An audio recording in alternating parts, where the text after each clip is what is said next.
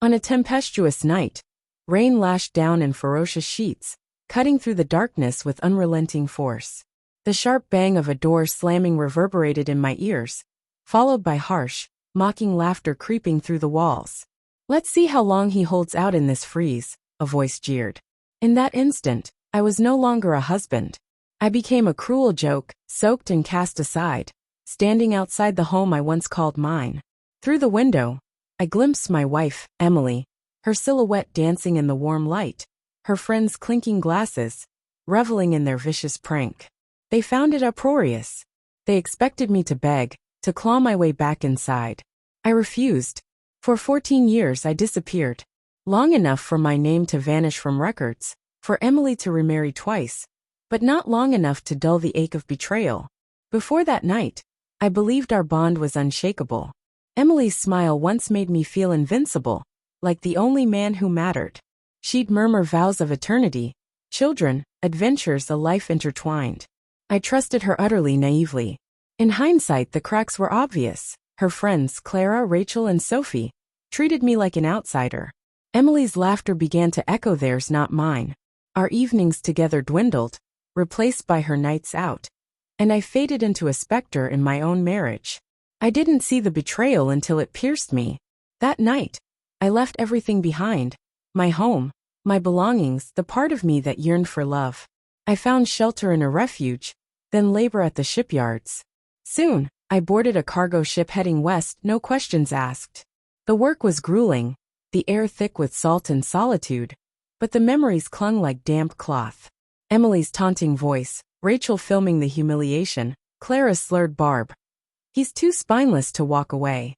They were right about my fragility, but only for that moment. Time passed, and I forged a new self city by city.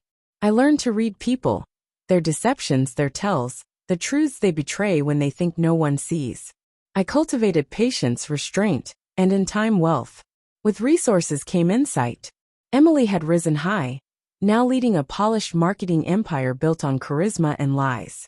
Rachel faced prison for embezzlement, Clara's life unraveled in divorce, and Sophie succumbed to addiction. They drifted apart, but I traced their paths. 4 months ago, I sent Emily a proposal under a pseudonym, luring her with legitimate funds. It was my key to confront her, to meet her eyes once more. We met in a dimly lit hotel bar. She didn't know me at first. My weathered face, my firmer stride, my eyes hardened by years of storms.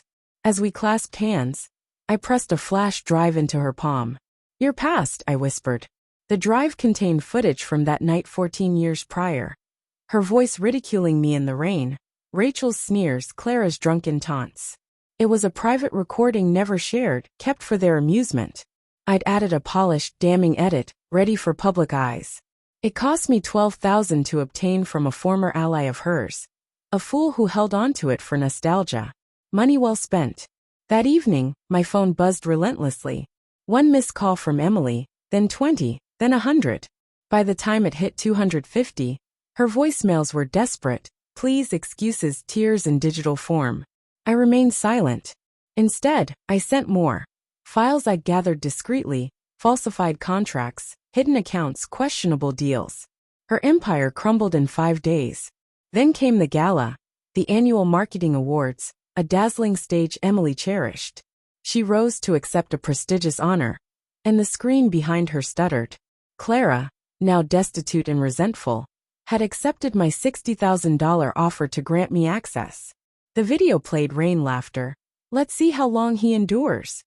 The audience gasped, cameras flashed, and Emily stood paralyzed. I lingered at the room's edge unseen, a ghost amid the uproar. By dawn, the press tore her apart. Her allies abandoned her, her latest husband left. Justice poetic and sharp. Days ago, I walked by her house. She sat on the steps alone, rain falling softly around her. No shelter, no joy, just her drenched and empty. She looked up, and I saw recognition flicker in her gaze. Her lips moved, perhaps to beg, perhaps to atone. I kept walking. Some ask why I never went back, why I erased my existence. The truth is, that night in the downpour, they didn't just lock me out of my home. They banished the man I was. The fragile, pleading version of me perished in that storm. The man who returned doesn't beg. He breaks the door down,